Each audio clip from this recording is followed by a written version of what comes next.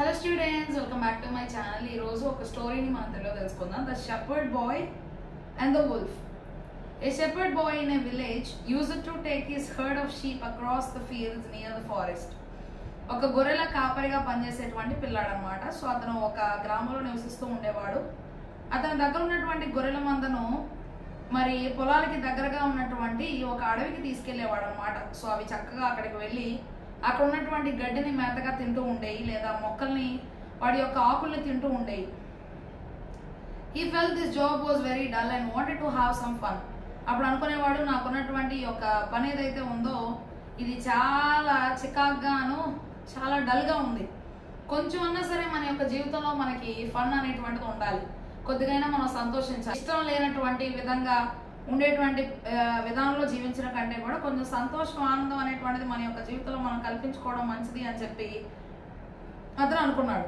One day while grazing the sheep. Okay, so ఒకరోజు ఏం జరిగింది అంటే ఈ గొర్రెలు ఏవైతే ఉన్నాయో అవి చక్కగా మేత మేస్తూ ఉన్నాయి అనమాట. He shouted.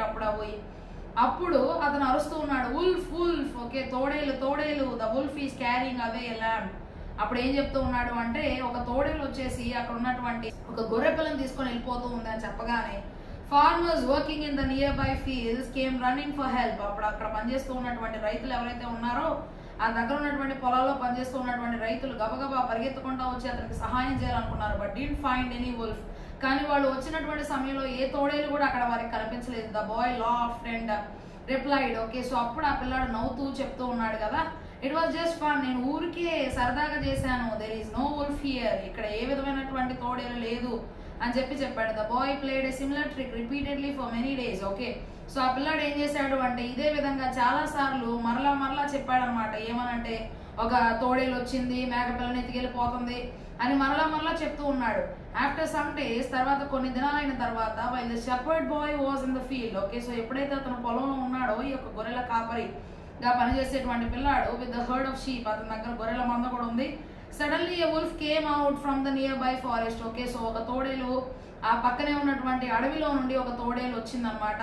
And attacked one of the lambs. అక్కడ ఉన్నటువంటి ఒక గొర్రె పిల్ల మీద దాడి చేసింది. The boy was frightened. Okay, ఆ పిల్లాడికి చాలా భయం వేసింది. అండ్ క్రైడ్ లౌడ్లీ, గట్టిగా అరిచాడు, వుల్ఫ్ వుల్ఫ్, తోడేలు నడిచాడు. The wolf is carrying a lamb. Okay, so ఆ తోడేలు ఏం చేస్తూ ఉందంటే ఈ గొర్రె పిల్లను చక్కగా తీసుకెళ్లిపోతూ ఉంది. ల్యాంబ్ అవే తీసుకెళ్లిపోతూ ఉంది. The farmers thought the boy was playing mischief again. అక్కడ ఉన్నటువంటి రైతులందరూ కూడా అనుకున్నారు కదా, ఇతను మళ్ళీ ఏదో మనల్ని ఆడపట్టించడం కోసం అరుస్తూ ఉన్నాడు, ఇది నిజమై ఉండదు అని చెప్పి వారు అనుకున్నారు. So no one paid attention to him. ఎవరు కూడా అతని యొక్క మాటల్ని గమనించలేదు, గ్రహించలేదు, ఎవరు కూడా తీసుకోలేదు. And didn't come to his help. ఎవరు కూడా అతనికి సహాయం చేయడానికి రాలేదు. మోరల్, దీని యొక్క నీతి ఏంటంటే no one believes a liar even if they speak the truth once. పద్దాకా అబద్ధాలు ఆడేటువంటి అబద్ధాల కోరి ఒక్కసారి అతను నిజం చెప్పినా సరే, ఈ అబద్ధాలు చెప్పేవాడు నిజం చెప్పినా సరే ఇది అబద్ధమే అని చెప్పి జనాలు అనుకుంటారు, కానీ నిజం అని చెప్పి ఎవరు కూడా అనుకోరు.